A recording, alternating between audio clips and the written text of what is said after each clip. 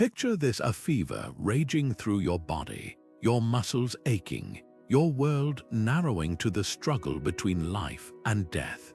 But there's no doctor, no pharmacy, no miracle pill to save you.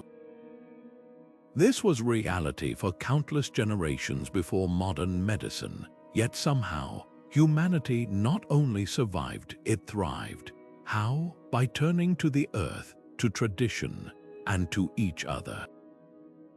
Long before the first antibiotic was discovered, people battled illness with nothing but intuition, ingenuity, and the wisdom passed down through centuries.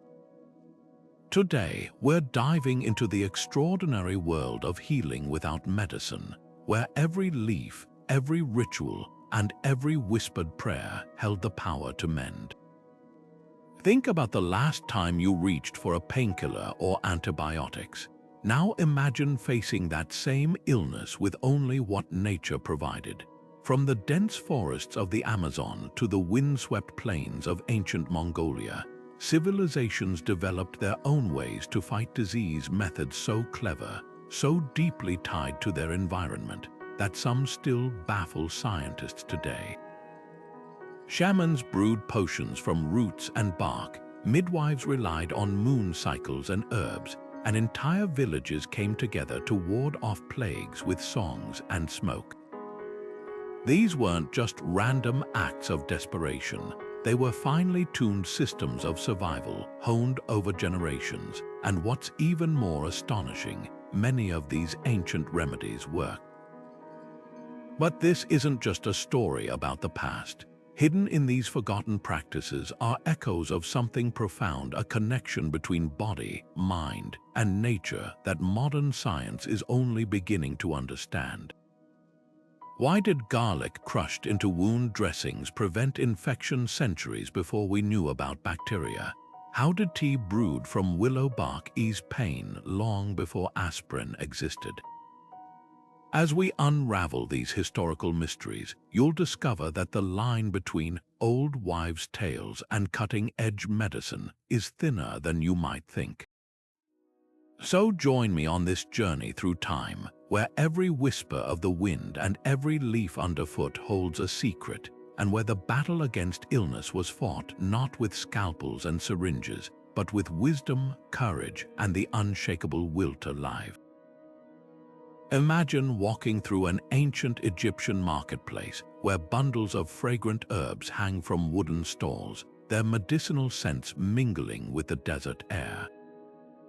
These weren't just ingredients for cooking, they were lifelines. The Ebers Papyrus, written over 3,500 years ago, reads like a modern medical manual, detailing remedies for everything from digestive troubles to wound care. One prescription called for crushed garlic mixed with fat to treat infections, a practice modern science now confirms, as garlic contains allicin, a compound with powerful antibacterial properties. But here's what's truly remarkable. These healers didn't have microscopes or clinical trials. They had something else: generations of careful observation, noting which plants eased pain, which reduced fever, and which could even ward off decay.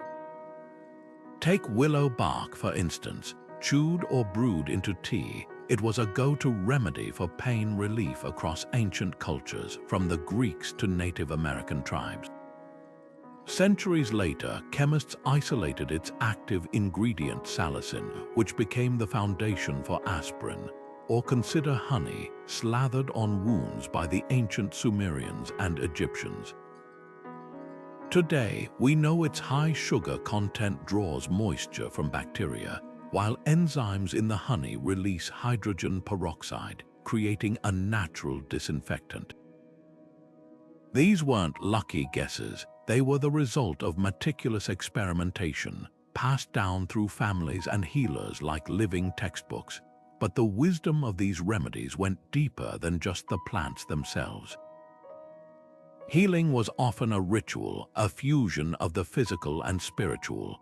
In traditional Chinese medicine, herbs like ginseng weren't just consumed, they were harvested at specific moon phases, believed to enhance their potency. Shamans in the Amazon rainforest still recite chants while preparing plant medicines, weaving intention into every step.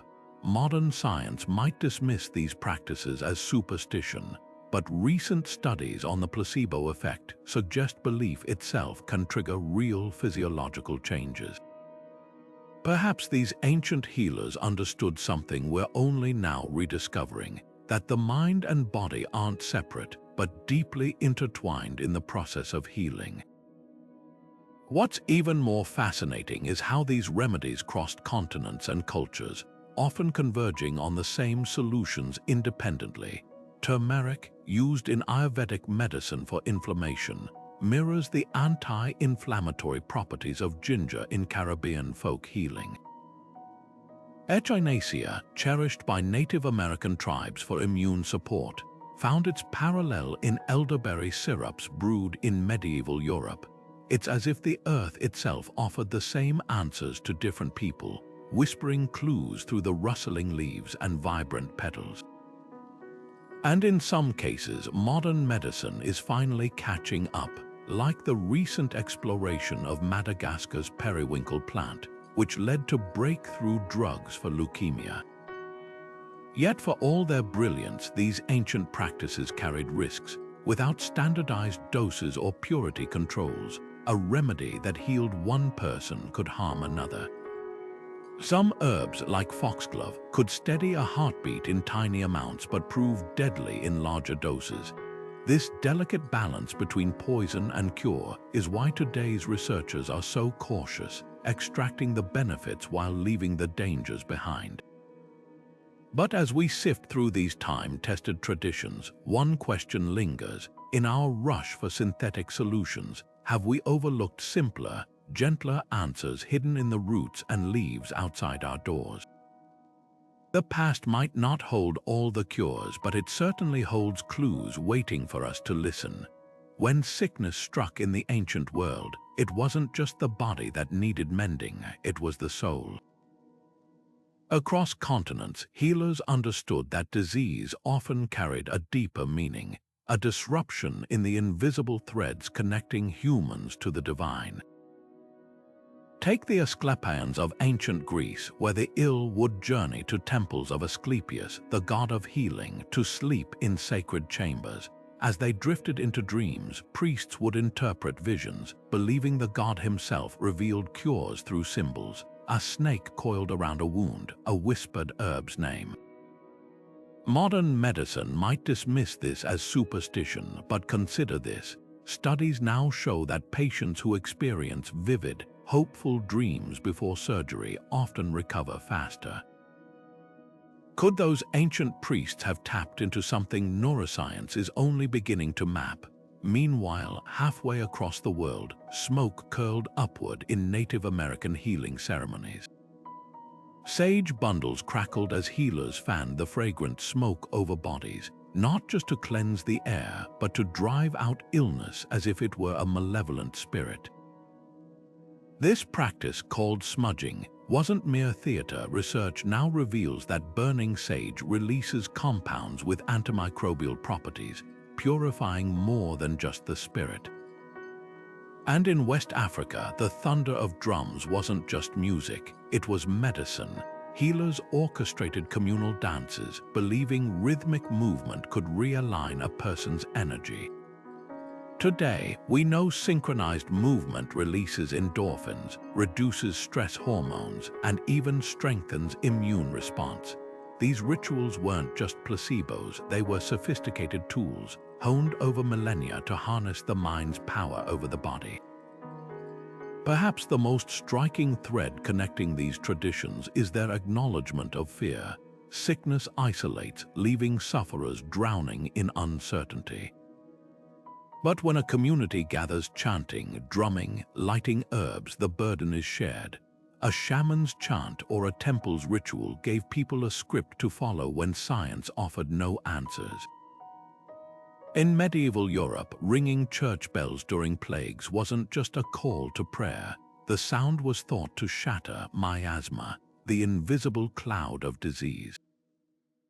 We now know sound vibrations can disrupt bacterial membranes, but more importantly, those bells gave terrified villagers a sense of control. That's the hidden genius of spiritual healing. It treated despair as fiercely as it treated fever. What's extraordinary is how these traditions echo in modern hospitals. White coats replaced ceremonial robes, but the principles remain. Meditation reduces inflammation. Support groups improve cancer survival rates. Even the placebo effect, once dismissed as fake healing, is now recognized as the brain's ability to trigger real physiological changes. The ancient Greeks would nod knowingly. Their temple sleep rituals hinged on the same belief. So next time you light a candle for comfort or take deep breaths to calm your nerves, remember, you're part of an unbroken chain, reaching back to those who first understood that healing begins not in the body, but in the quiet space where belief and biology meet.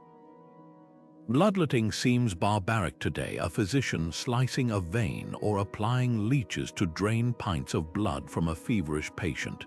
But for 2,000 years, this practice wasn't just common. It was the gold standard of medicine, rooted in a theory so persuasive it outlasted empires. The ancient Greeks believed health hinged on balancing four mysterious fluids called humors: blood, phlegm, black bile, and yellow bile. Too much blood. You might be hot-tempered or feverish. Excess black bile, melancholy, and digestive woes followed. This wasn't just folklore. Luminaries like Hippocrates and Galen built entire medical systems around it, their textbooks guiding healers well into the Renaissance. Even George Washington, on his deathbed in 1799, was subjected to multiple rounds of bloodletting, a tragic irony, as historians now suspect the treatment hastened his end by weakening him further. Yet the most fascinating part isn't that humoral theory was wrong, it's that it made a strange kind of sense for its time. Without microscopes or biochemistry, observing bodily fluids was one of the few ways to diagnose illness. A cough producing yellow phlegm, clearly an excess of yellow bile in the lungs. Swollen joints, black bile had pooled there, needing release. Bloodletting became the go-to solution, with barber surgeons, yes, the same folks who cut hair advertising their skill with red and white striped poles, symbolizing blood and bandages. But here's the twist. While humoral theory was off the mark, bloodletting occasionally worked. For conditions like hypertension or polycythemia, where blood volume is genuinely excessive, removing small amounts could bring relief. It's a stark reminder that even flawed systems sometimes stumble onto useful truths by accident. What's truly astonishing is how leeches, those slippery relics of medieval medicine, have slithered back into modern operating rooms. Their saliva contains hirudin, a potent anticoagulant that keeps blood flowing during delicate tissue grafts or reattachments. Microsurgeons now use them to prevent clotting in reconnected veins, a far cry from draining excess humor from cholera patients. This revival isn't about resurrecting old myths, it's about isolating what actually worked and discarding the rest. And that's the real lesson of humoral theory. Medical progress isn't a straight line from ignorance to enlightenment. It's a winding path where even discredited ideas can hide fragments of wisdom, waiting for science to uncover their true value. So the next time you dismiss an ancient remedy as primitive, pause. Could there be a kernel of truth buried beneath the superstition? The history of medicine is littered with ideas that seemed absurd until they didn't. After all, if leeches can stage a comeback, what other forgotten practices might be waiting in the wings, ready for their second act? Fasting wasn't just about emptying the stomach, it was about resetting the body's very rhythms.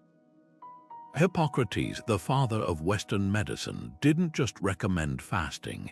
He saw it as a fundamental law of healing, declaring that to eat when you are sick is to feed your illness. Ancient Greek physicians would withhold food at the first sign of fever, believing digestion diverted energy from fighting infection. Centuries later, medieval monks turned fasting into both spiritual discipline and medical practice, observing how abstaining from meat during Lent seemed to reduce springtime outbreaks of gout and digestive ailments. Even then, they noticed something modern science confirms. When the body isn't busy processing food, it shifts focus to repair and defense. Halfway across the world, Ayurvedic healers in India mapped the connection between gut health and immunity with startling precision. They prescribed tailored fasts, sometimes just a day on ginger tea, other times weeks of broths, to rekindle Agni, the digestive fire they believed governed vitality. What's remarkable is how closely this mirrors modern research on autophagy, the cellular cleanup process triggered by fasting that removes damaged components and boosts immune function. The ancient yogis who fasted on moon days or the Native American tribes who sought visions through hunger weren't just enduring deprivation. They were unknowingly activating survival mechanisms we're only now decoding in labs. But not all fasting traditions were gentle. 19th century Europe took the idea to dangerous extremes with starvation cures for tuberculosis, where patients were fed near starvation rations to starve the bacteria. Many, unsurprisingly, perished faster from malnutrition than the disease itself. Yet buried in these grim experiments was a kernel of truth. Pathogens thrive on certain nutrients, and depriving them can slow their spread. Today, researchers study how ketogenic diets might starve cancer cells of glucose or how fasting before chemotherapy protects healthy cells, proof that even the darkest chapters of medical history can hold glimmers of insight. What's truly fascinating is how fasting rituals evolved to match cultural wisdom. In traditional Chinese medicine, short fasts aligned with seasonal changes to clear heat in summer. Islamic Ramadan fasts with pre-dawn and sunset meals inadvertently created a pattern resembling modern intermittent fasting, now linked to improved metabolic health. The common thread, an intuitive grasp that the body heals in cycles, something science now attributes to circadian rhythms influencing everything from gut bacteria to inflammation. So when a 5th century monk or a 12th century Ayurvedic healer insisted on eating with the sun, they weren't just following tradition, they were tapping into a biological truth we're still unraveling. Nowhere is this revival more striking than in the resurgence of bone broth, a staple of both medieval European sick rooms and ancient Chinese kitchens. Simmered for days to extract collagen and minerals, it was the original Roman IV drip, easy to digest, rich in electrolytes, and packed with amino acids that repair the gut lining. Modern functional medicine praises it for the same reasons great-grandmothers did.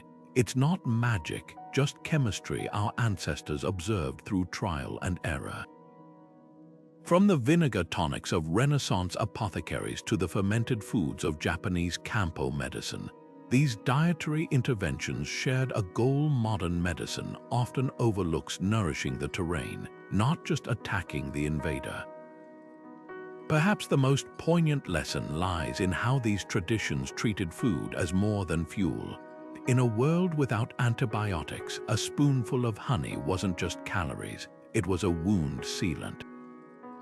Garlic wasn't seasoning, it was a broad-spectrum antimicrobial.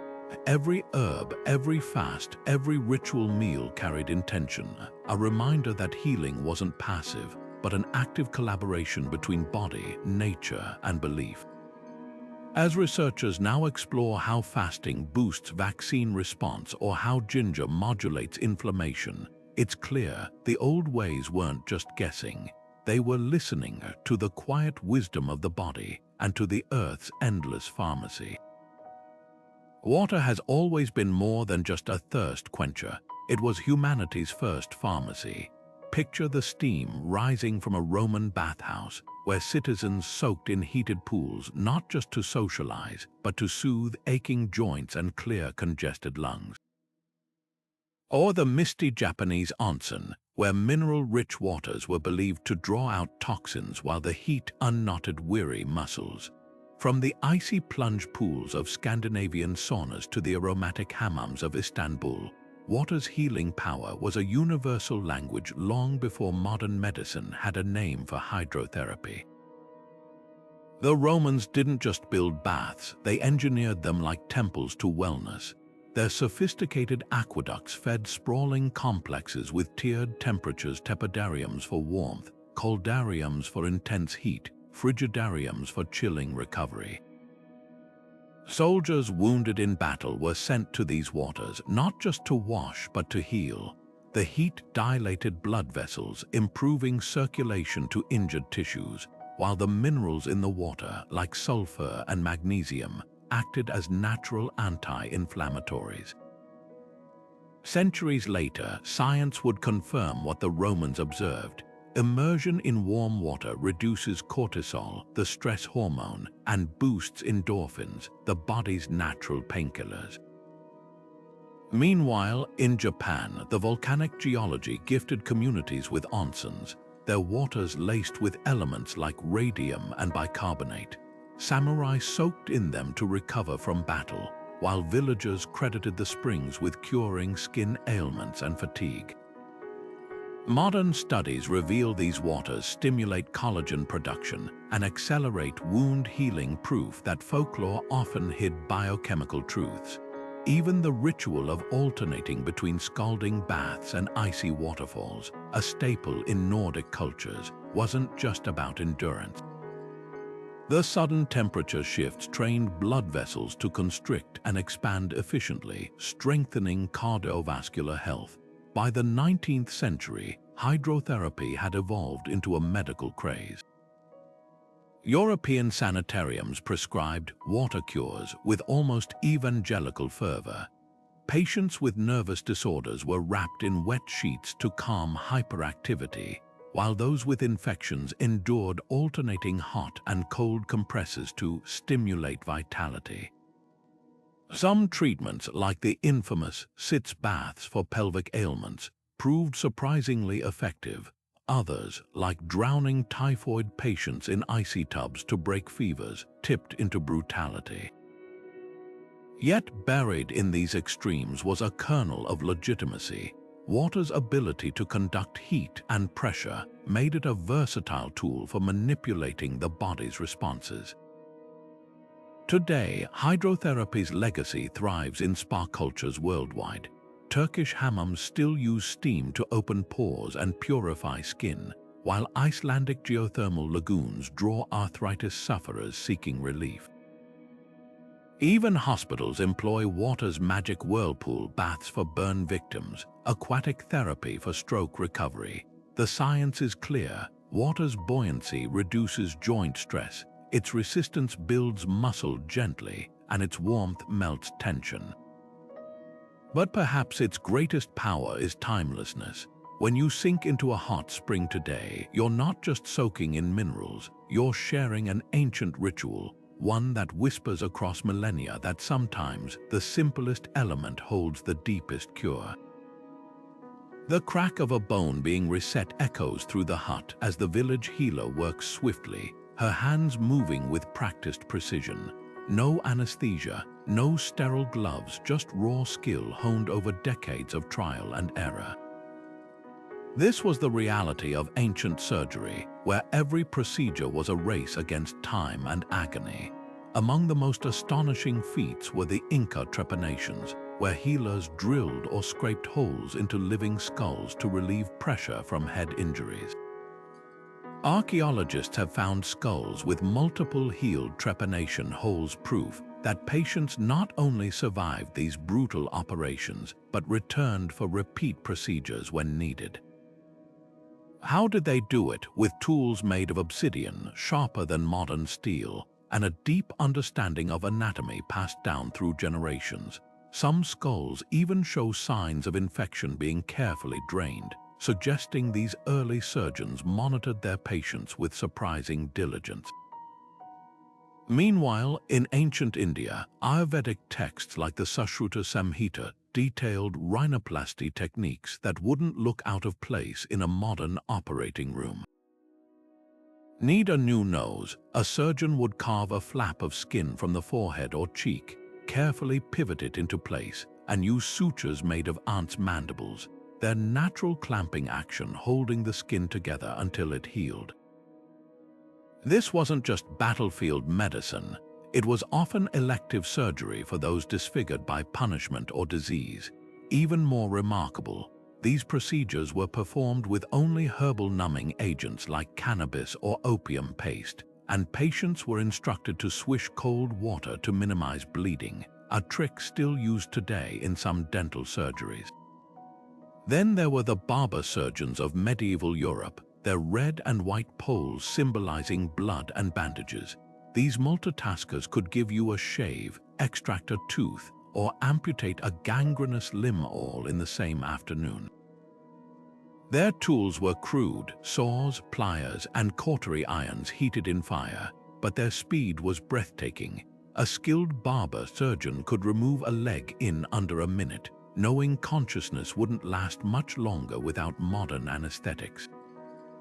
Yet amid the brutality, flashes of innovation shone. Egyptian medical scrolls describe linen sutures coated in honey to prevent infection, while Roman battlefield medics used silver clips to seal blood vessels, leveraging the metal's natural antibacterial properties. What's most humbling is how these ancient practitioners improvised with what they had. No sterile environments, they boiled instruments in vinegar or seared wounds with hot oil. No imaging technology, they relied on tactile skill, feeling for fractures through swollen flesh or listening for the telltale rasp of a misaligned bone. Some even used early forms of traction like the Hippocratic ladder, a contraption that stretched patients to realign spinal injuries. It's easy to dismiss these methods as primitive until you realize many formed the foundation of modern surgery. The same principles of debridement, wound closure, and fracture stabilization they pioneered still guide operating rooms today, just with fewer screams and more stainless steel. Perhaps the greatest lesson lies in the survivors. Skeletons from ancient battlefields show healed spear wounds, amputations, even skull fractures, proof that against all odds, people walked away from interventions we'd consider unthinkable without anesthesia. Their endurance speaks to something deeper than medical skill, the unyielding human will to live, even when healing feels like a second battle. As we marvel at today's robotic surgeries and laser precision, it's worth remembering every scalpel stroke owes something to those gritty pioneers who worked in the shadow of pain, proving that sometimes brilliance wears blood-stained hands.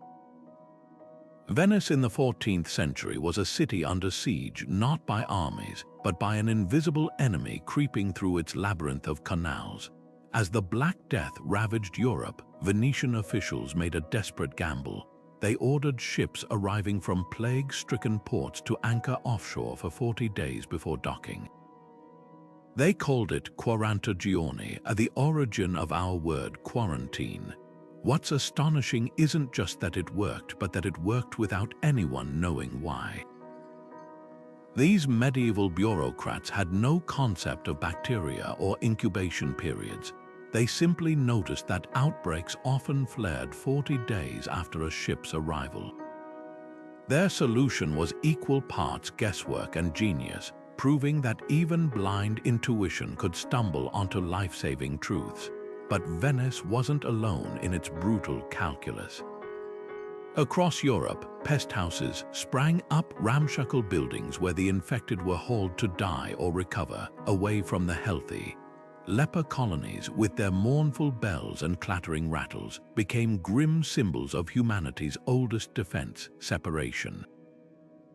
The logic was crude but effective. Without understanding airborne transmission, people instinctively grasped that distance could mean survival. Danish physicians wore beaked masks stuffed with herbs, believing the fragrance warded off miasma. Florentine officials burned the belongings of the dead, unknowingly destroying flea-infested fabrics that harbored the plague. Everywhere, the same pattern emerged. Actions born of fear and superstition sometimes yielded scientifically sound results. Yet the real story lies in the tension between survival and humanity. In Milan, authorities bricked plague victims into their homes' food passed through windows until silence confirmed their fate. Swiss villages exiled the sick to forest huts with a week's bread and a jug of water. These measures saved lives but at a moral cost. Contrast this with the Muslim physician Ibn al-Khatib, who defied his era's fatalism by insisting contagion was real and preventable. His treatise urged hand-washing, clean clothing, and avoiding crowded spaces, advice that would have saved millions had it spread as fast as the plague itself. What's haunting is how these medieval dilemmas echo today. The same questions of liberty versus safety, fear versus compassion, still surface whenever diseases threaten. When Venetian guards patrolled quarantine islands with crossbows, they weren't just enforcing rules, they were drawing a line between us and them, a boundary as psychological as it was physical. Modern epidemiology has replaced guesswork with data, but the core challenge remains: how to protect the many without forsaking the few. The answer, then as now, lies somewhere between the cold logic of survival and the warmth of shared humanity, a balance we're still learning to walk. Imagine being told the cure for your sore throat was to swallow a live frog whole. In 16th century Europe, this wasn't just folk nonsense, it was standard medical advice during plague outbreaks. The logic, if you could call it that, was that the frog would absorb the infection before being vomited back up. Unsurprisingly, this remedy did more to traumatize patients than heal them. Yet for every bizarre animal-based cure that missed the mark, history reveals another that against all odds actually worked. Welcome to the strange world of zoopharmacognosy, where creatures great and small became unlikely allies in humanity's fight against disease. Take maggots, for instance. Battlefield surgeons from the Napoleonic Wars to the American Civil War noticed something peculiar. Wounds infested with these wriggling larvae often healed cleaner than those treated with scalpels. The maggots, it turned out, were nature's perfect debridement team, consuming dead tissue while ignoring healthy flesh and even secreting antimicrobial compounds. Fast forward to today, and sterile medical-grade maggots are FDA approved for treating stubborn ulcers and diabetic wounds. What medieval barber surgeons stumbled upon through observation, modern science validated with microscopes and clinical trials. Then there's the humble leech, once a symbol of medieval quackery, now a star of microsurgery. But animals' roles in healing weren't always so practical. Traditional Chinese medicine prized dried seahorses for asthma and kidney ailments, while scorpion venom is now being studied for its potential to target cancer cells. Spanish fly, a powder made from blister beetles, became legendary as an aphrodisiac, though its real effect was just painful inflammation. For every legitimate discovery, there were a dozen dead ends: powdered mummy for longevity, swallows' nests for fertility, even beaver testicles as headache cures. What's fascinating isn't just which remedies worked, but why people kept trying them. Before germ theory, animals symbolized potent forces, snakes embodied regeneration, bees represented vitality, and bears' strength could be transferred through their fat. When the Hungarian chicken woman placed live hens on plague victims to draw out fever, she was following a logic as old as medicine itself, that life could counteract death. Modern labs confirm some of these intuitions. Gecko proteins show promise for bone regeneration. and frog skin peptides fight antibiotic-resistant bacteria, but the real magic lies in the persistence of curiosity. Perhaps the ultimate lesson is that nature's pharmacy is wilder than we ever imagined. From the shrews ancient Egyptians rubbed on gums for toothaches, a practice that may have inadvertently exploited pain-killing saliva compounds, to the starfish-derived drugs now used against asthma, the line between folklore and cutting-edge medicine remains blurred. Every time a researcher isolates a new compound from cone snails or horseshoe crabs, we're reminded the next miracle cure might not come from a petri dish, but from the same creatures our ancestors eyed with both fear and hope. After all, if leeches can make a comeback, who's to say the future of medicine won't crawl, slither, or scuttle its way into our lives? The haunting drone of a didgeridoo echoes across the Australian outback, its vibrations rippling through the player's chest and into the air, a sound believed by Aboriginal healers to shake loose congestion and restore breath to the sick. Half a world away, a Spartan warrior reclines as a flute's melody swirls around his swollen joints, the notes somehow easing his gout. These weren't just artistic expressions, they were prescriptions. From the bronze chimes of ancient Chinese physicians to the rhythmic drumming of West African shamans, sound has been humanity's oldest, most universal medicine, one that modern science is now tuning into with fresh urgency.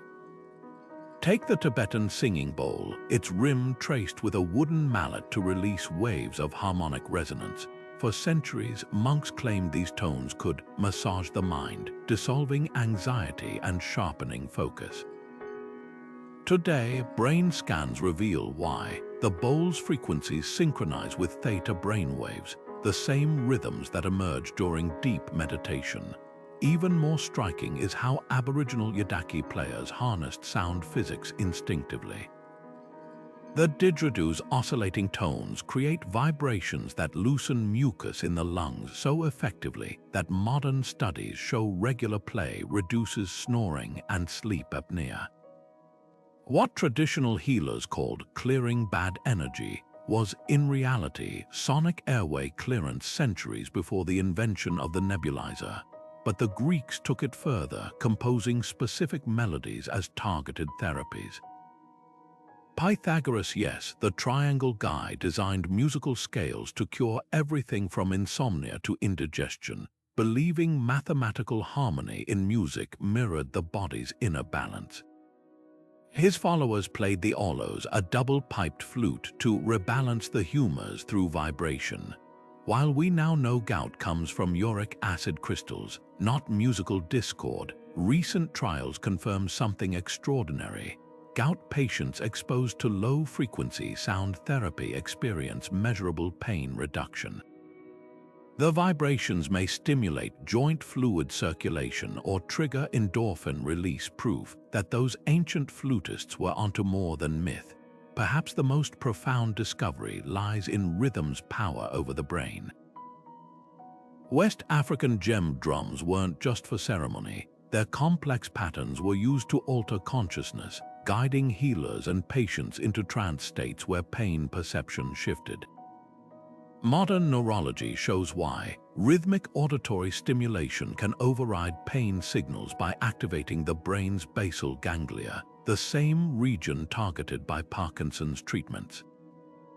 Even Hippocrates prescribed drumming for mental illness, intuiting what we now call entrainment, the way our brainwaves sync with external beats.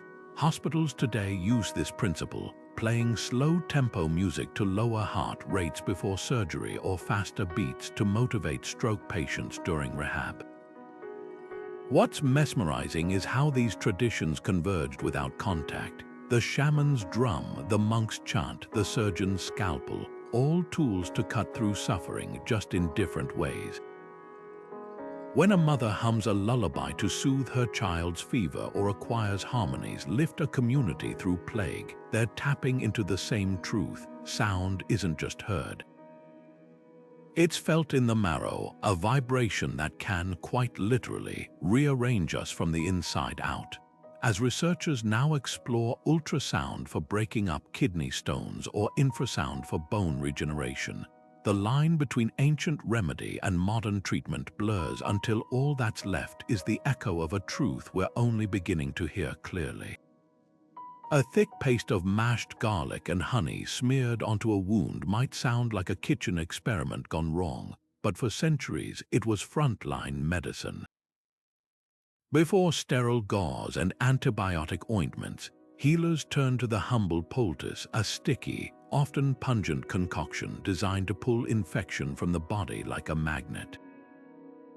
Native American healers chewed tobacco leaves into a pulpy mass, pressing them onto snake bites to neutralize venom, while European apothecaries slathered mustard seed plasters onto chests to break up congestion with their fiery heat. These weren't random remedies, they were precise formulations, each ingredient chosen for properties we now understand scientifically. Mustard, for instance, contains allyl isothiocyanate, a compound that irritates the skin just enough to increase blood flow and loosen phlegm, essentially nature's version of a modern vapor rub. But not all poultices relied on brute force. The ancient Egyptians mastered the art of the soothing plaster, blending bread mold with fermented barley, a crude predecessor to penicillin, to treat infected wounds. Clay, used by cultures from Mesopotamia to the Amazon, acted like a molecular sieve, binding to toxins and bacteria thanks to its negatively charged particles. Even snail slime, though dubious for burns, contained glycoproteins that modern studies suggest may stimulate collagen production. What's striking is how these mixtures balanced aggression with care. A mustard plaster might blister the skin, but it was often layered over cloth to prevent burns, while honey-based poultices harnessed sugar's osmotic power to dehydrate bacteria without harming tissue. The real genius lay in localization. Unlike ingested remedies, poultices delivered healing exactly where it was needed. Cherokee healers packed wounds with crushed spiderwort leaves, whose mucilaginous sap formed a protective barrier while its antioxidants reduced inflammation. In medieval Europe, weapon salve took this idea to mystical extremes, a plaster applied not to the wound, but to the sword that caused it, believed to heal the injury remotely through sympathetic magic. While the latter was pure superstition, the former revealed an intuitive grasp of topical therapy. Even the sticky pine resin used by Baltic tribes to seal wounds functioned as both adhesive and antiseptic, its terpenes inhibiting bacterial growth millennia before the invention of surgical glue. Yet for every effective poultice, there were 10 that relied more on hope than science.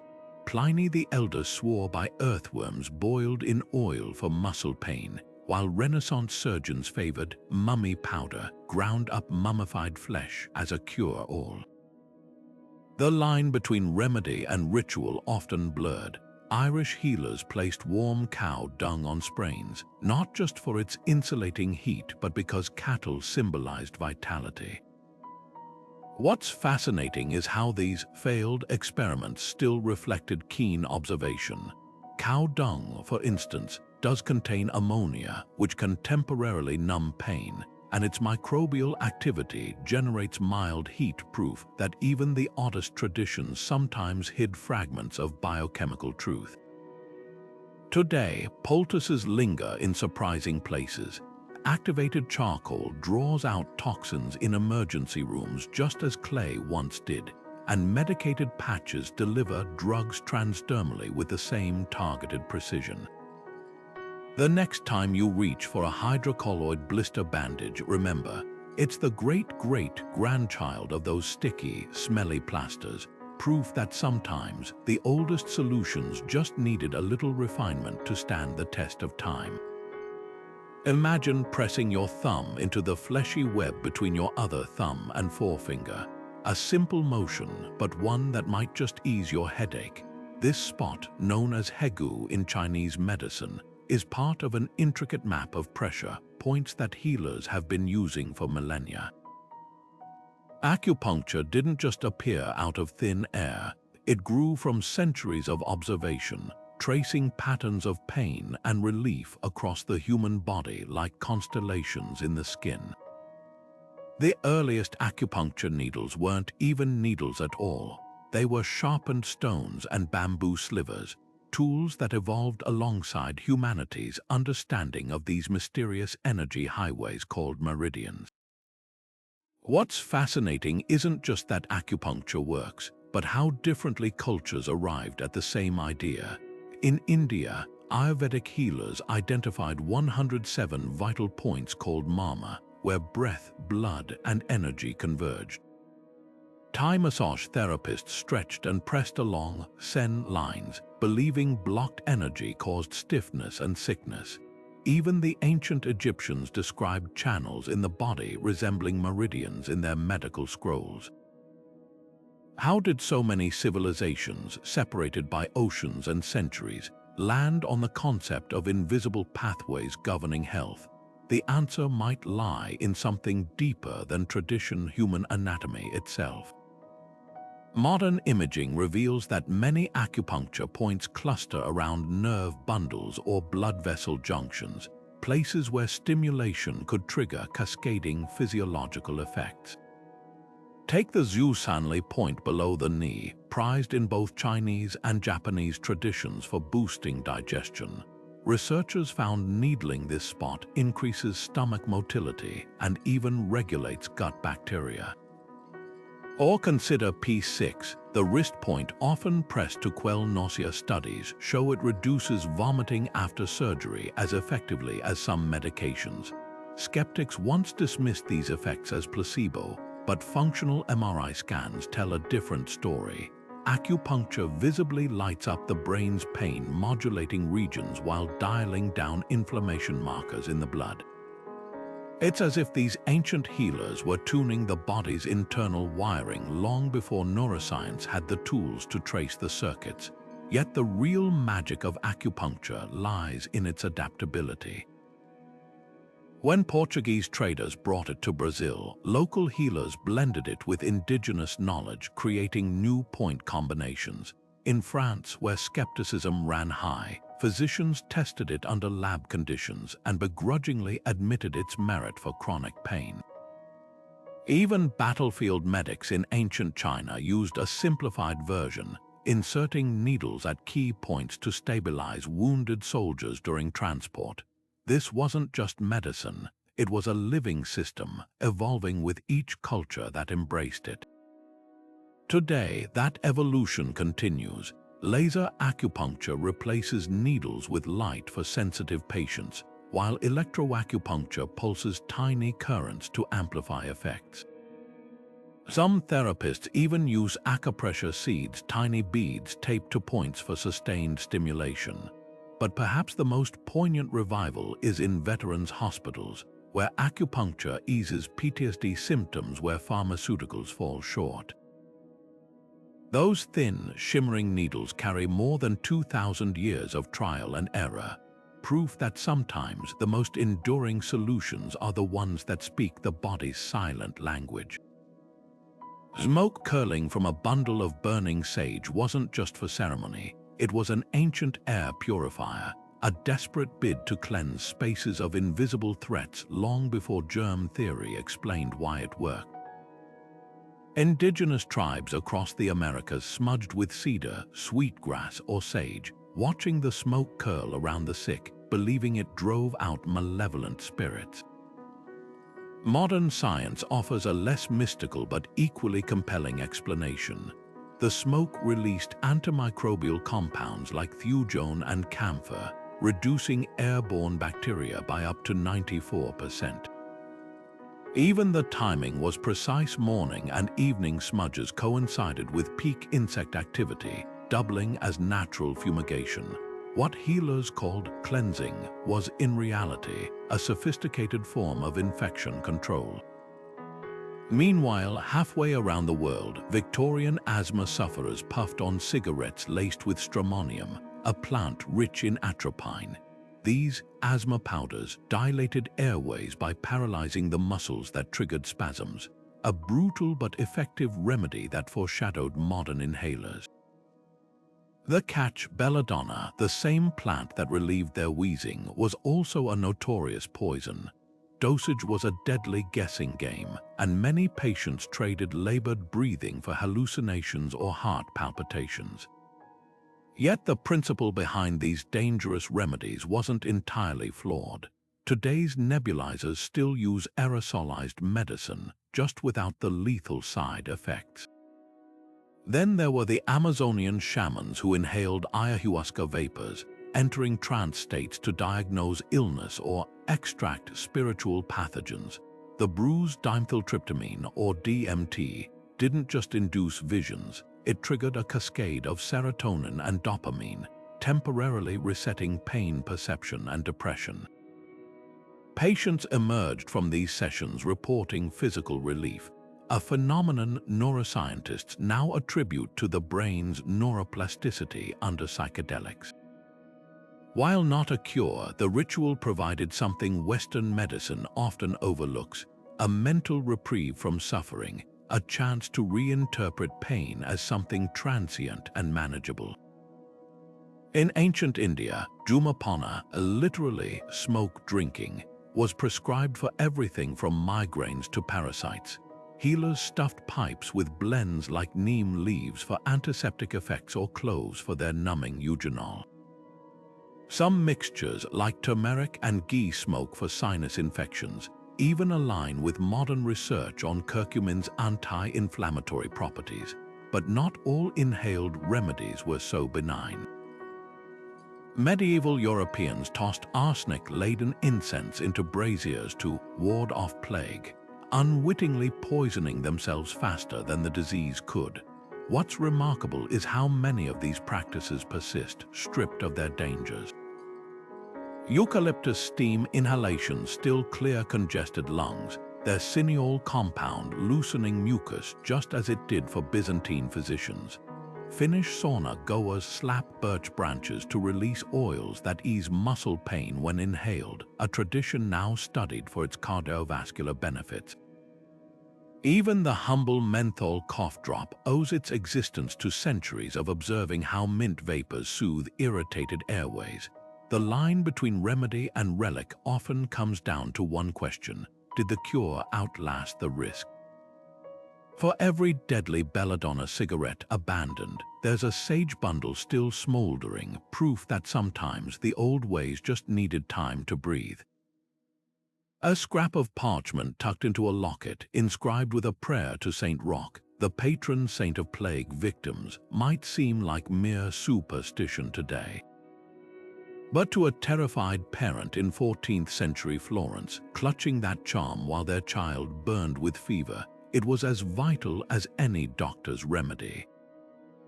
Medieval plague charms weren't just magical thinking. They were psychological lifelines, blending practical ingredients with potent symbolism. Crushed rosemary for its antiseptic properties, folded alongside verses from Psalms, created a tangible reminder that healing could come from both earth and heaven.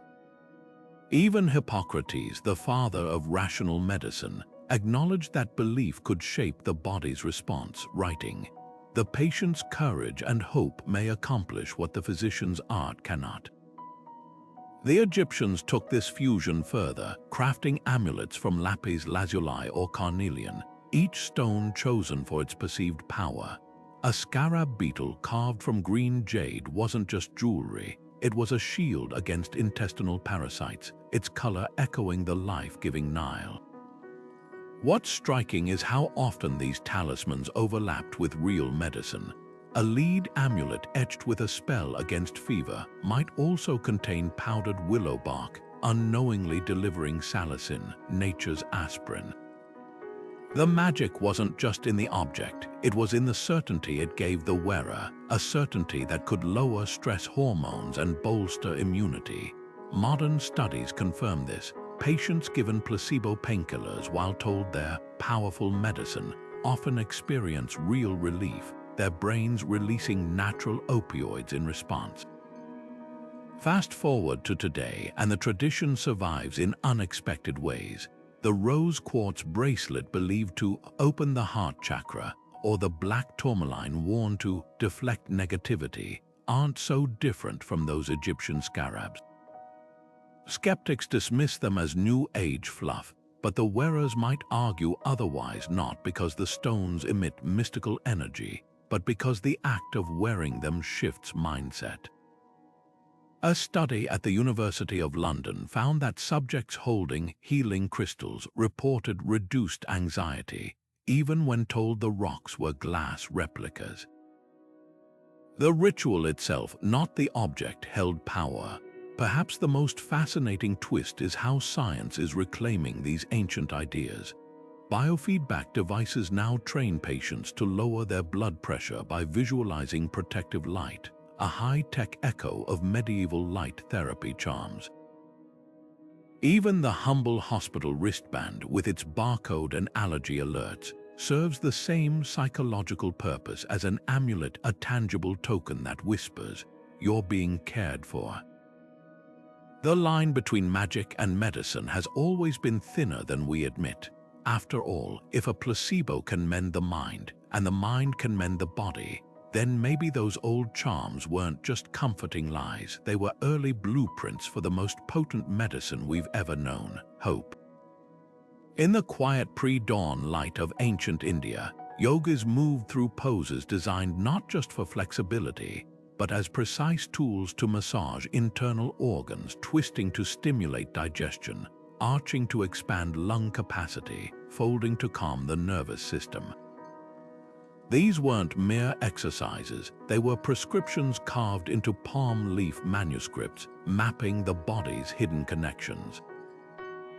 The Hatha Yoga Pradipika, written in the 15th century, described how specific asanas could kindle digestive fire or purify the channels of breath, concepts modern science now echoes with studies showing yoga's measurable impact on vagus nerve tone and lymphatic drainage. What began as spiritual discipline doubled as preventive medicine, with poses like Vajrasana, kneeling after meals, still recommended by Ayurvedic practitioners to enhance nutrient absorption. Meanwhile, under the Mediterranean sun, Greek athletes trained in gymnasiums that functioned as early wellness centers. Hippocrates didn't just advocate exercise, he categorized it by dosage and effect, running to dry excess moisture, wrestling to strengthen weak limbs, even prescribing walks at specific times of day to balance humors. The Greeks understood something we often forget. Movement wasn't optional maintenance, it was the body's natural state of being. Their Olympic Games weren't just spectacles, they were celebrations of physicality as the foundation of civic health, with competitors rubbing olive oil into their skin not just for glory, but for its anti-inflammatory properties. Across the Atlantic, the steam rising from a Lakota sweat lodge told a different story of movement as medicine. Participants didn't just sit passively in the heat, they shifted positions rhythmically, slapping their limbs to stimulate circulation while chanting prayers that synchronized breath with motion. This wasn't mere ritual, it was a sophisticated detox protocol. The alternating heat and cool-down phases triggered vasodilation and contraction, flushing toxins while the cedar-scented steam opened airways. Modern infrared sauna therapies mimic this principle, but the original version added something labs can't replicate: community. Illness wasn't treated in isolation but forged through shared exertion, turning healing into a collective act. Even bedridden patients in medieval Europe were given movement cures, a gentle rocking in hammock-like beds to prevent the stiffness that came with prolonged stillness. Physicians observed what we now call disuse atrophy, prescribing passive motion decades before the term existed. Fast forward to the 19th century, when Swedish therapist Pia Ling developed medical gymnastics, using pulley systems and targeted stretches to rehabilitate injuries, the birth of modern physiotherapy. What unites these traditions is their recognition of motion as life force. Whether it's the chi unblocked by Tai Chi's slow arcs or the synovial fluid stirred by a warrior's lunge, every culture that lacked antibiotics or MRI machines grasped a fundamental truth: the body heals when it flows. Today's exercise physiologists quantify what yogis and Olympians knew instinctively: that lymphatic drainage relies on muscle contraction, that joint cartilage thrives under rhythmic loading, that even the brain's neuroplasticity sparks with aerobic activity. The next time you roll out a yoga mat or take a post-dinner stroll, remember, you're not just working out, you're walking in the footsteps of the first physicians who prescribed motion as their most potent drug. Urine might be the last thing you'd consider a medical treatment today, but for centuries it was as common in medicine as bandages or herbs. The Romans gargled with it to whiten teeth, thanks to its ammonia content acting as a natural bleach, a practice that continued well into the Middle Ages. Battlefield surgeons soaked cloths in stale urine to clean wounds, unaware that the urea breaking down into ammonia was killing bacteria. Even Hippocrates documented its use for treating everything from snakebites to skin ulcers. What sounds like desperation was actually a crude but effective form of antisepsis, long before Joseph Lister revolutionized surgery with carbolic acid. Ayurveda took this concept further with Amorali, the ritual of drinking one's own morning urine, believed to balance the body's doshas and purify the blood. Texts like the Dhamma Tantra praised it as an elixir for longevity, while medieval European alchemists distilled urine in search of the aqua vitae, or water of life. The irony: in their quest for miracles, they accidentally isolated phosphorus, a discovery that would later transform chemistry.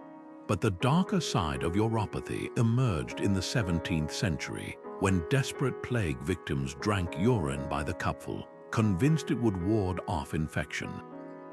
Some even bathed in it, clinging to the idea that its pungency could repel miasma, the so-called bad air blamed for disease. Not all urine therapies were misguided, though. Sailors stranded at sea used it to treat jellyfish stings, a trick modern science explains as urea can neutralize certain venoms. And during World War I, field medics lacking antiseptics would sometimes irrigate wounds with fresh urine when clean water was scarce. The ammonia acted as a last resort disinfectant, though the risk of infection from contaminants made it a gamble. Even today, urine's sterile properties find niche uses. Survival manuals still recommend it for emergency wound cleaning, and certain cultures use it in traditional leather tanning for its antibacterial effects. What's most striking is how urine's reputation swung from revered to reviled. The same ammonia that made it a potent cleanser also gave it a foul reputation, and as modern medicine advanced, the idea of drinking it became the stuff of quackery. Yet buried in this messy history is a lesson about resourcefulness, how humans turned even waste into a tool for survival. So the next time you flush without a second thought, remember, to our ancestors, that golden stream wasn't just refuse. It was a pharmacy in its most unexpected form. The sharp scrape of obsidian against bone would have been the first sound a trepanation patient heard, a noise signaling either salvation or doom.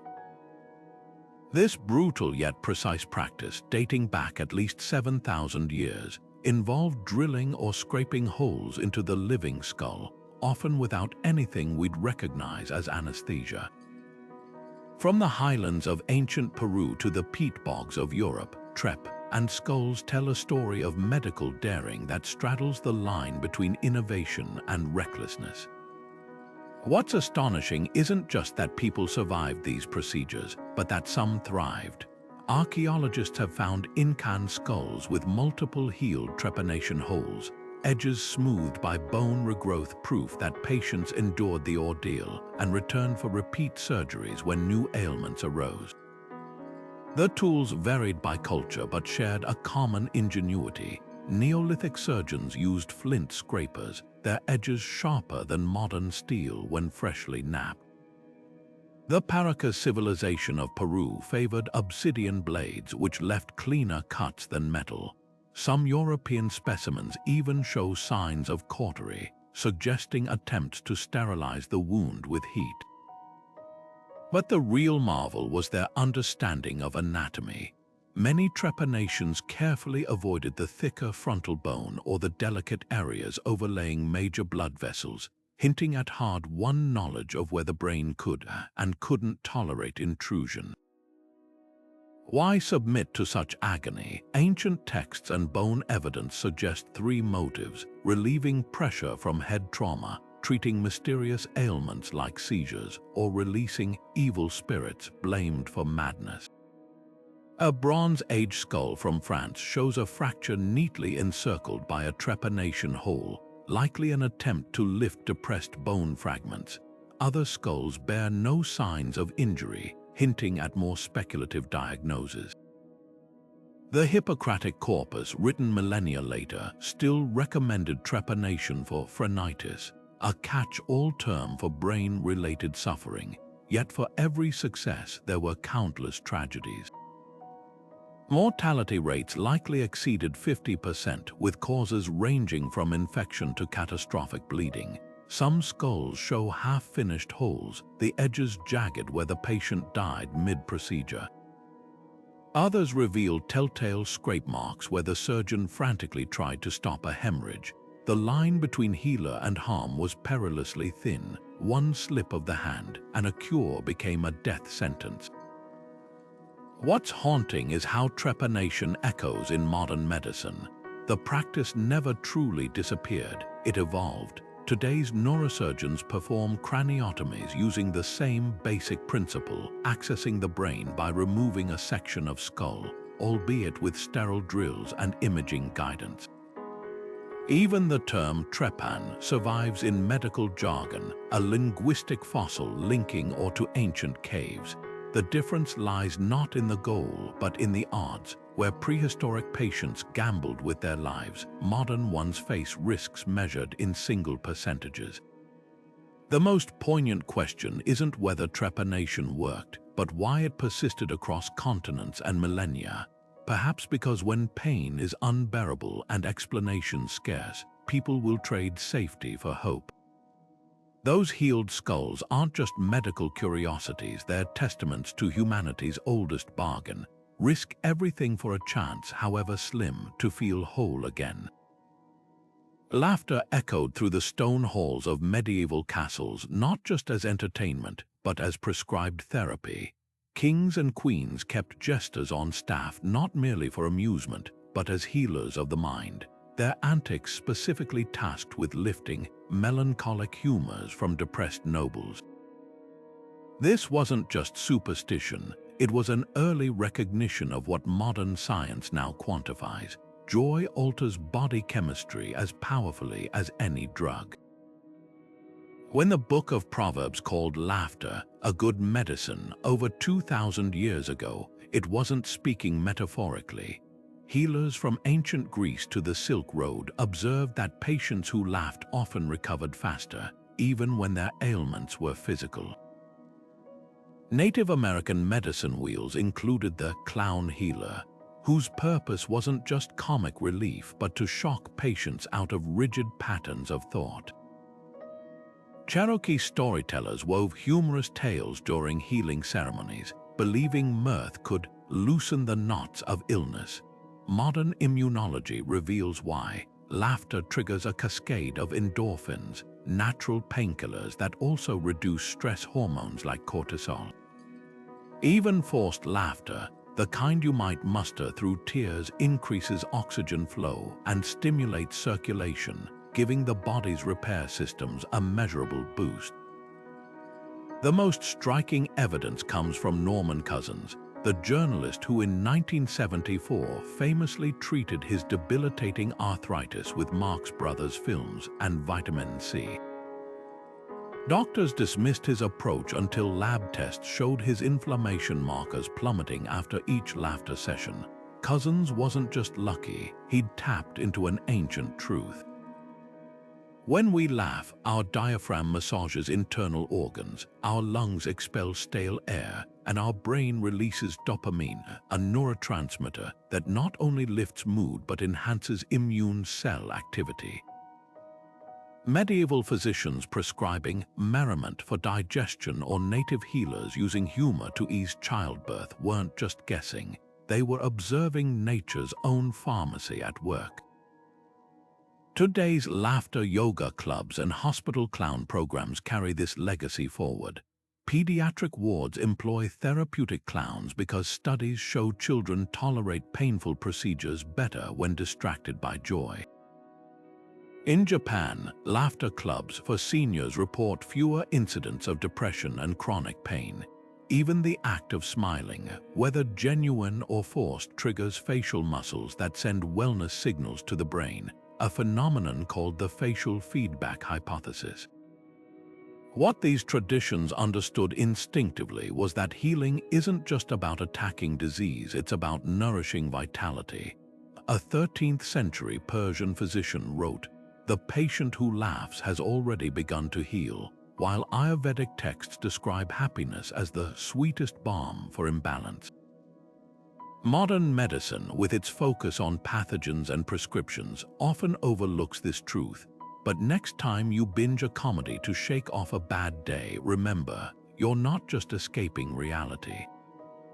You're continuing the oldest medical tradition of all, letting joy do what no pill ever could. Moonlight filtered through the arched windows of a medieval infirmary as a physician consulted a vellum chart, tracing his finger from the constellation of Aries down to the patient's throbbing head. This wasn't poetic whimsy, it was standard medical practice for over a millennium. The Zodiac Man, a ubiquitous diagram in medieval manuscripts, mapped each body part to astrological signs. Aries governed the head, Taurus the neck, and so on down to Pisces ruling the feet.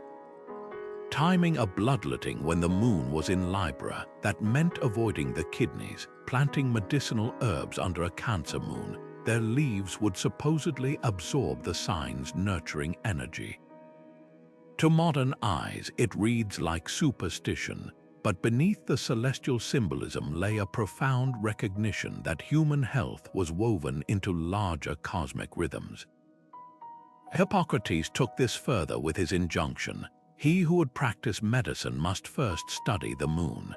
His followers timed treatments with lunar precision, draining blood during the waning moon when fluids were believed to recede, or administering purgatives under a new moon to draw out toxins with the tide.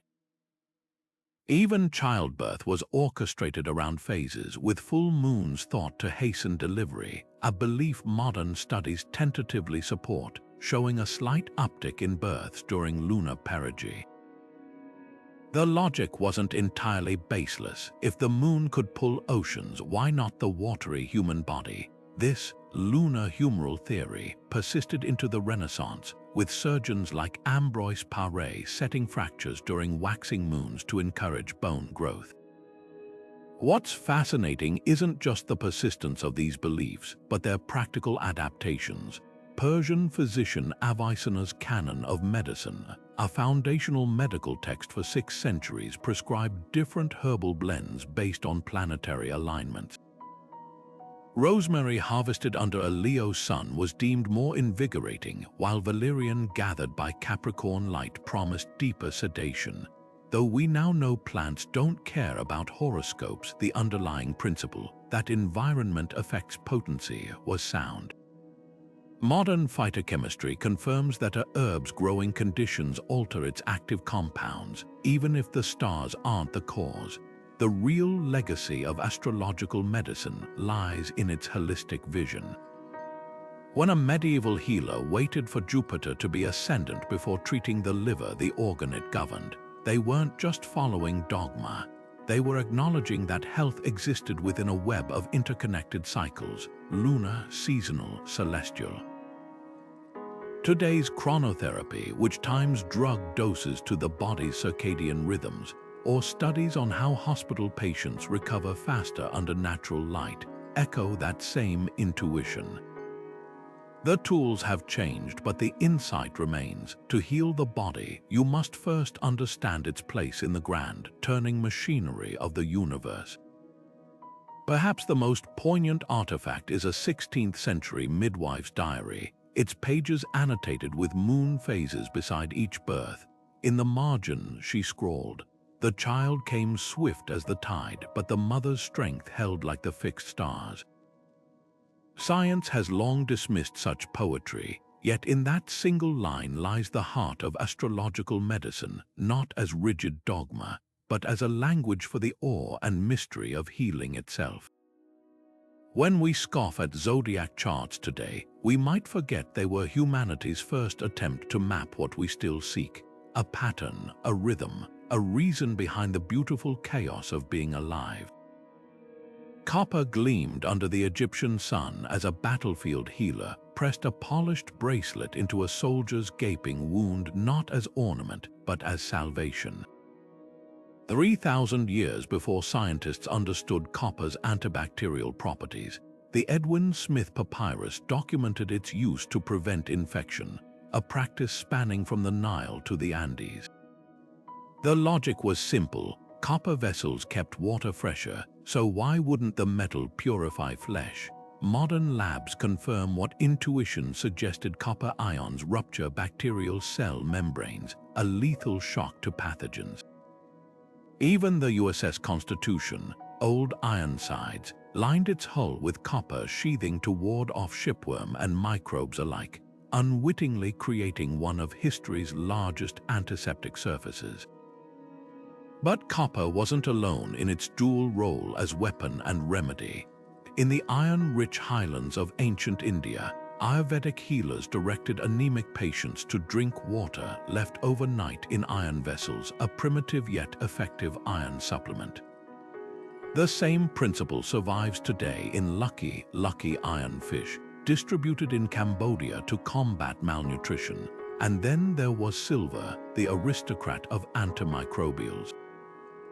Persian kings stored water in silver urns to prevent spoilage, while American pioneers dropped silver coins into milk to delay souring. By the 1920s, colloidal silver was a mainstream antibiotic until penicillin rendered it obsolete, though its legacy lingers in NASA, silver ionized water systems aboard spacecraft. What's striking is how these metals exploited vulnerabilities invisible to the naked eye. Bronze, an alloy of copper and tin, became the surgical tool of choice for cultures from Rome to China, not just for its edge, but because it resisted fouling.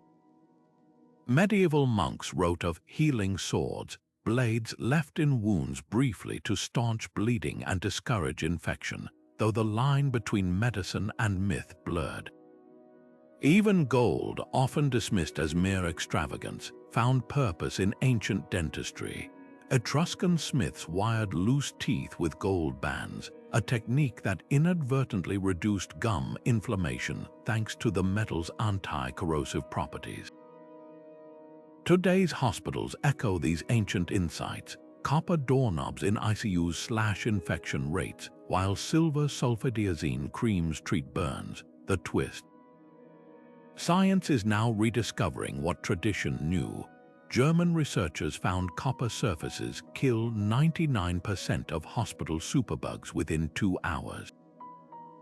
Meanwhile, iron-infused rice fights anemia in Bangladesh more effectively than supplements, proving some old solutions just needed a new context.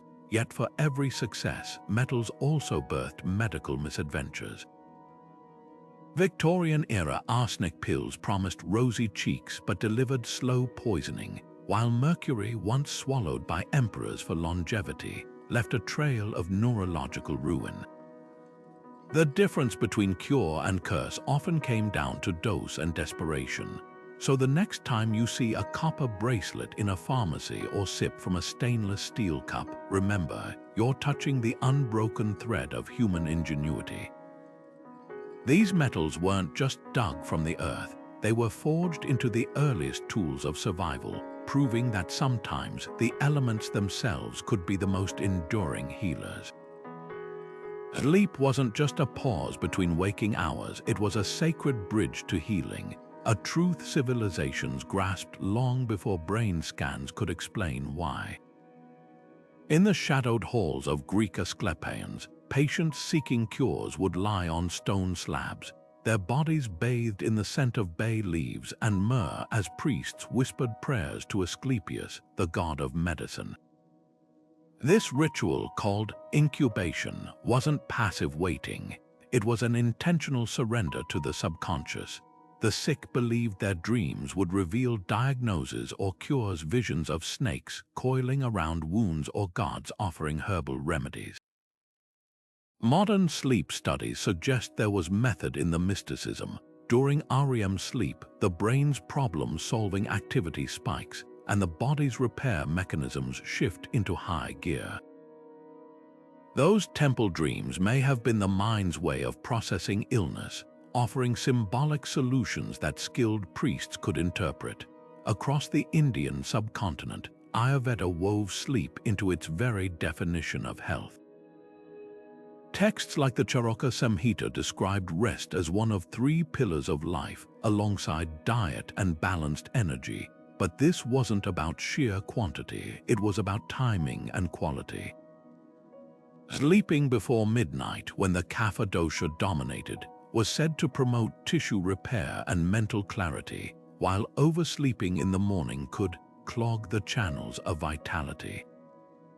Healers prescribed warm milk with nutmeg or sesame oil massages to coax restless patients into deeper slumber. Remedies modern science now validates. Nutmeg contains myristicin, a compound that potentiates GABA, the brain's natural calming neurotransmitter. Even the insistence on lying on the left side, thought to aid digestion, aligns with current understanding of gastric anatomy. By the Middle Ages, sleep's restorative power had taken a darker turn. Physicians diagnosed hysterical women, often sufferers of anxiety or trauma, with womb displacement and prescribed sleeping cures. These weren't gentle naps but days-long drugged stupors induced by opiates or mandrake root. Yet buried in this brutality was a kernel of insight. Severe rest could reset an overactive nervous system. The same principle underpins today's medically induced comas for epilepsy or brain injury, where silencing neural activity allows healing. What unites these traditions is their recognition of sleep as active therapy, not just absence of wakefulness. The German Kur sanatoriums of the 19th century prescribed strict sleep schedules for tuberculosis patients, observing that fever broke faster in those who rested deeply. Japanese monks practiced yoga nidra, a state between sleep and wakefulness believed to purify the body's energy channels, a concept echoed in modern research on the glymphatic system, which flushes brain toxins during slow-wave sleep. Perhaps the most poignant proof lies in what happens without sleep. Rats deprived of REM die within weeks. Humans develop hallucinations akin to psychosis. Ancient healers may not have known about cortisol spikes or amyloid clearance, but they didn't need to. They saw how the sick child slept longer, how the wounded soldier healed faster after days of undisturbed rest. In a world without antibiotics, sleep was the original immune booster, a free, universal medicine hiding in plain sight, waiting for nightfall to work its quiet magic. A fistful of damp clay pressed to a feverish brow might not look like medicine, but to healers from the Amazon to the Nile, Earth itself was the original pharmacy. Geophagee, the deliberate consumption of clay, wasn't just a quirky survival tactic. It was a sophisticated detox protocol. In West Africa, pregnant women still nibble on chunks of white kaolin clay to neutralize toxins and ease morning sickness, a practice modern science validates. Kaolin's negatively charged particles bind to heavy metals and pathogens like a molecular magnet. The same logic applied in the American South. where enslaved communities carried knowledge of edible clays from ancestral lands, using them to counteract spoiled food or parasites. Even Hippocrates prescribed clay mixed with vinegar for dysentery, unknowingly harnessing its ability to soak up bacterial toxins like a sponge. But clay's healing power wasn't limited to ingestion. Along the Dead Sea, Roman soldiers slathered black mud over battle wounds, its dense minerals reducing inflammation and sealing cuts. Centuries later, French nuns in Gaillac treated arthritis by burying patients up to their necks in volcanic soil, the heat and trace elements easing joint stiffness. Today's spa mud masks and bentonite clay detox drinks are direct descendants of these rituals, packaging ancient wisdom in pretty jars. The difference: our ancestors didn't need clinical trials to prove mud's merits. They saw how buffalo rolled in mineral springs to soothe sores, or how birds dusted themselves in termite mound clay to smother parasites. Nature was the first teacher.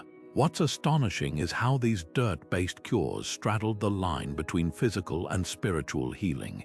In the Andes, shamans mixed hallucinogenic plants with sacred clays, believing the earth amplified visions. Nigerian traditional medicine used red laterite clay in rituals to ground chaotic energy, while Native American sweat lodges incorporated clay plasters to draw out spiritual impurities. Modern mineralogy reveals a prosaic truth. Many ceremonial clays contained high levels of lithium or magnesium, minerals now used to treat bipolar disorder and muscle cramps. The rituals worked because the chemistry did, even if the explanations wore mystical cloaks. Yet Geophagee's darkest chapter unfolded in colonial America, where enslaved people were forced to eat clay to supplement meager diets. What began as medicinal practice became a grim necessity, with clay providing iron and zinc absent from gruel. This tragic adaptation underscores Earth's paradoxical role, life-giver and last resort. Today, kaolin remains an FDA-approved anti-diarrheal, while French green clay cleans infected wounds in hospitals. Scientists even study Martian soil analogues for antibacterial properties, proof that humanity's oldest remedy might one day heal on other worlds. The next time you walk past a patch of wet earth after rain, catch that scent, the one that smells like life itself. That's the aroma of 1,000 forgotten cures waiting in the dirt beneath our feet. Not all medicine comes bottled or prescribed. Some of it has always been there, as simple as the ground we stand on. Breath was never just air, it was the invisible thread connecting body, mind, and spirit, a force so vital that ancient healers mapped its pathways with the precision of cartographers charting sacred land. In India, yogis called it prana, the life force that flowed through energy channels called nadis, regulated by breathwork techniques known as pranayama. Picture a practitioner sitting cross-legged at dawn, elongating each inhale to awaken vitality, exhaling in controlled bursts to purge stagnation. The Hatha Yoga Pradipika, a 15th century manual, detailed how alternate nostril breathing could balance the nervous system, a claim modern studies now confirm, showing how this practice harmonizes the brain's hemispheres and lowers blood pressure. Meanwhile, along the misty peaks of China, Taoist monks practiced Qi Gong, their movements synchronized with breath to cultivate Qi, the vital energy sustaining all life. A simple exercise like the 6 healing sounds, each exhale paired with a vocalization to cleanse specific organs, wasn't just meditation, it was visceral therapy. The liver's SHHH sound, for instance, coincided with deep diaphragmatic pressure, massaging the organ and stimulating detoxification. Modern ultrasound imaging reveals something remarkable.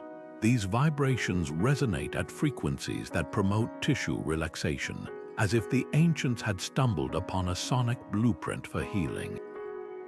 Breath's power wasn't confined to the East. Greek physicians like Galen prescribed rhythmic breathing to calm hysterical patients, while Native American healers used patterned breaths in sweat lodge ceremonies to induce trance states. Even Hippocrates noted how asthma sufferers could ease attacks by leaning forward and pursing their lips, a technique identical to today's pulmonary rehabilitation exercises. These methods weren't mere coincidence, they were observations of a universal truth. Breath is the body's most immediate lever for shifting state. Science now unravels why.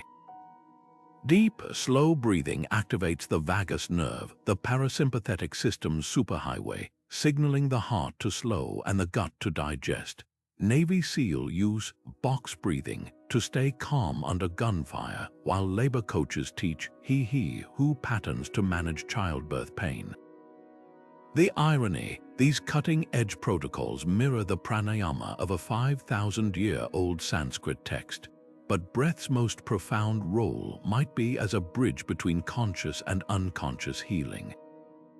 Tibetan monks performing tummo breathing can raise their skin temperature enough to dry wet sheets in freezing air, a feat studied by Harvard researchers exploring how breath controls metabolism.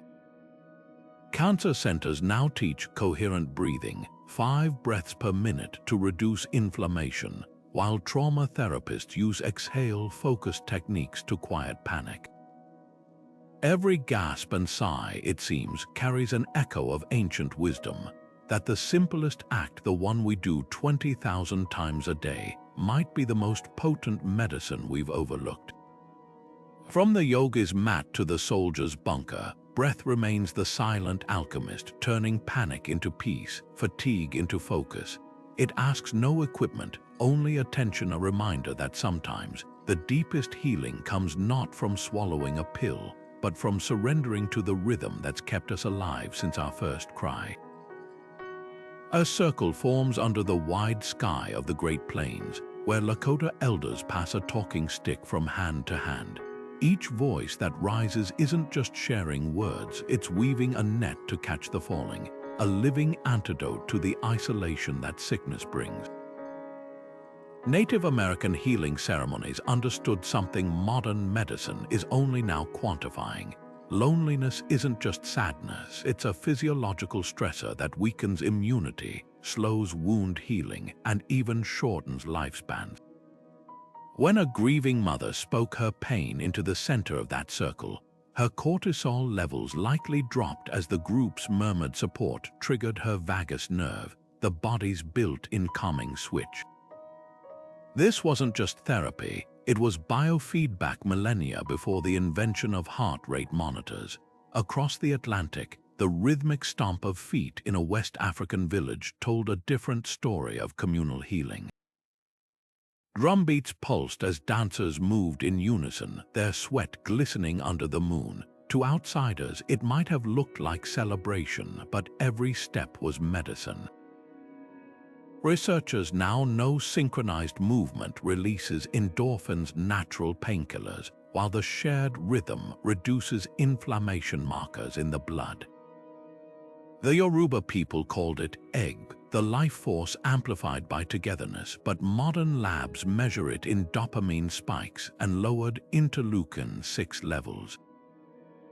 Even the act of singing together, found in traditions from Welsh Eisteddfods to Maori haka, slows breathing into shared patterns that harmonize heart rates, a phenomenon called entrainment that hospitals now harness in group therapy for chronic pain patients. The brilliance of these traditions lay in their dual attack on suffering. Isolation wasn't just emotional, it was a crack in the body's defenses. When the Black Death ravaged Europe, those quarantined alone often succumbed faster than those housed together, a grim pattern repeated in modern studies of elderly hospitalization rates. Conversely, the Native American sweat lodge, a space where stories and steam intertwined, created a microclimate of both physical and social heat, literally sweating out toxins while the presence of others bolstered oxytocin, the bonding hormone that enhances immune response. Perhaps the most poignant example comes from the Inuit practice of Ilisimatusot, where families would gather around the sick, not just to tend wounds but to laugh, argue, and reminisce. This constant hum of connection prevented what we now call hospital delirium, the mental decline that often accompanies solitary recovery. Even the Jewish tradition of Shiva, 7 days of communal mourning, follows this logic, ensuring no one grieves in biological solitude, which studies link to higher risks of heart disease and suppressed lymphocyte activity. Today's science confirms what these rituals knew instinctively. A hand held during fever burns less fiercely, a back rubbed during labor tenses less, a story heard in recovery mends more than bone. Hospitals now design wards with communal gardens, and cancer centers host knitting circles not just for comfort, but because white blood cells count more than calories when it comes to healing. The next time you bring soup to a sick friend or sit quietly with someone in pain, remember, you're not just offering kindness, you're prescribing the oldest immune booster on earth, the unshakable certainty that no one heals alone. From leeches to laughter, the story of how our ancestors battled illness without modern medicine isn't just a catalogue of strange remedies, it's a mirror reflecting humanity's unyielding ingenuity.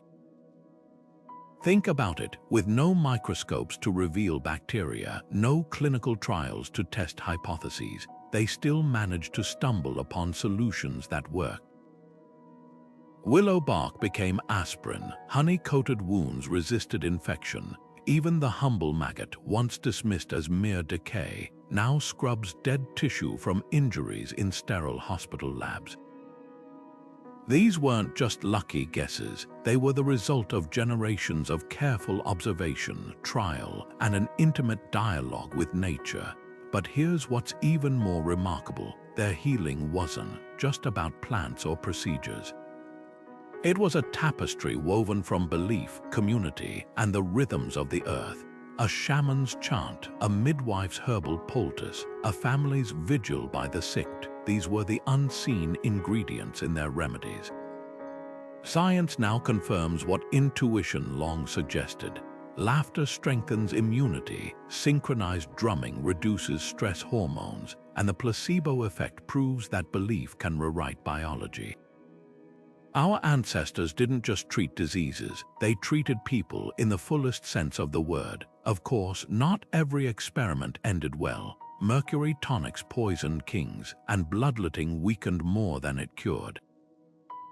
Yet even in these missteps there's a lesson: progress isn't linear. Medicine advances not by erasing the past, but by sifting through it, keeping the gold, discarding the dross. Those medieval plague doctors in their beaked masks, they didn't know about airborne viruses, but their isolation tactics inspired modern quarantine protocols. The Greek temples of Asclepius, where dreams were thought to carry cures, foreshadowed today's research on the healing power of sleep and subconscious processing. What's truly humbling is realizing how much we still don't know. Modern labs are now racing to study Amazonian frog venom for pain relief, Tibetan mushroom teas for longevity, and the antibacterial clays used by indigenous healers for millennia. The line between folk remedy and breakthrough drug grows thinner by the day, so the next time you pop a vitamin or rub on menthol cream, remember, you're part of an unbroken chain. Those ancient healers with their star charts and herb bundles were the original scientists, philosophers, and caregivers. Their greatest legacy isn't just the remedies they left behind, but the reminder that healing has always been a collaboration between mind and body, patient and community, earth and innovation.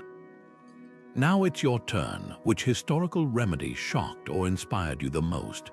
Was it the trep and skulls that dared to drill for relief, or the laughter prescriptions that predated neuroscience by centuries?